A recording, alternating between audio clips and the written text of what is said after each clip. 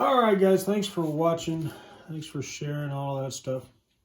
What we have here is a 2mm bungee line that I picked up from Amazon for, I think this whole roll was about $12, but it's going to be more than enough to do what I want to do. The only thing you're going to need other than the line itself is a bit of CA glue that we all have laying around, and something to use as hooks. Now, some of these, like this one right here, is actually made out of a really cheap chain.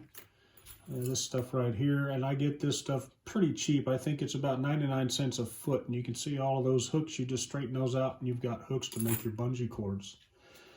Now, I'm going to use some heat shrink on mine, and when you use your heat shrink on this, just like anything else, you want to make sure that it's going to be big enough once it's on there to actually cover what you need to do. So take your heat shrink, slide it on there, double it up, and see if it'll go back in there. If you can't get it back in there, you can't use that heat shrink. It's too small. And of course, you don't want to use something that's too big either, as this stuff is only a 2mm. You want to be able to heat shrink that down. Now, if I use this stuff and I double it up in there, it's going to be huge, but I'm pretty sure it won't shrink down to that size. And I had some smaller, but I can't seem to find it at this point. But that's not really important. Now, with the hemostats, you take your hook that you have decided to use and you put it on there and you double that over about like that. You want to make sure you have enough to where when you put glue on this that it's actually going to hold together. You want to pinch it down here towards the bottom of your connection like that. Make sure it stays there. Take your CA glue, if you can open it. And when you do this, you definitely want to make sure that you don't get your fingers in there. All you need to do is drip a little CA glue in there.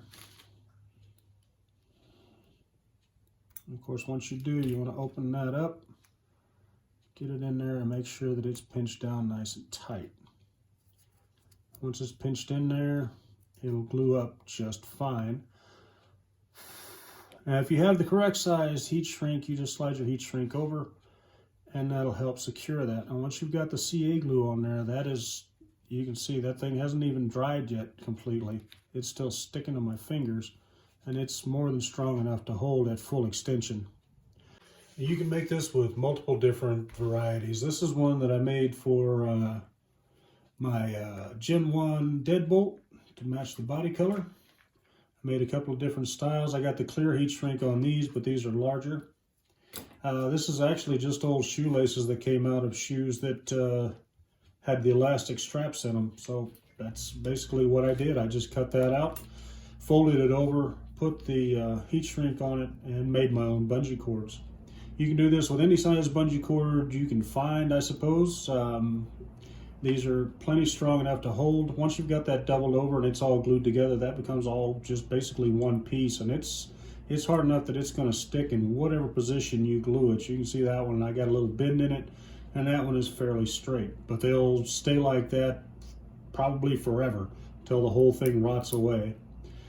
Now, I've got some more here, but I'm not really going to use that. I'm going to use that for something else. You can use this stuff to make your own cargo nets, anything you really want to do with bungee cords on your RC cars.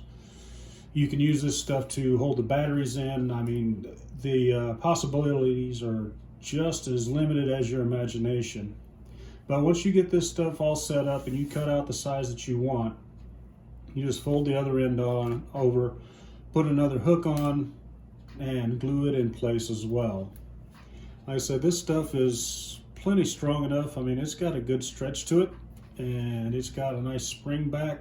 So this stuff actually seems like a pretty good value, considering heck, I can't even remember how much this is. I think it was 100 feet for $12. I'm sure you can find smaller rolls, but that's just what I picked up because I planned on working with this quite a bit. Probably going to end up making some bungee nets, stuff like that. Anyway, thanks for watching, guys. Share, like, subscribe, all that stuff. Have a good evening.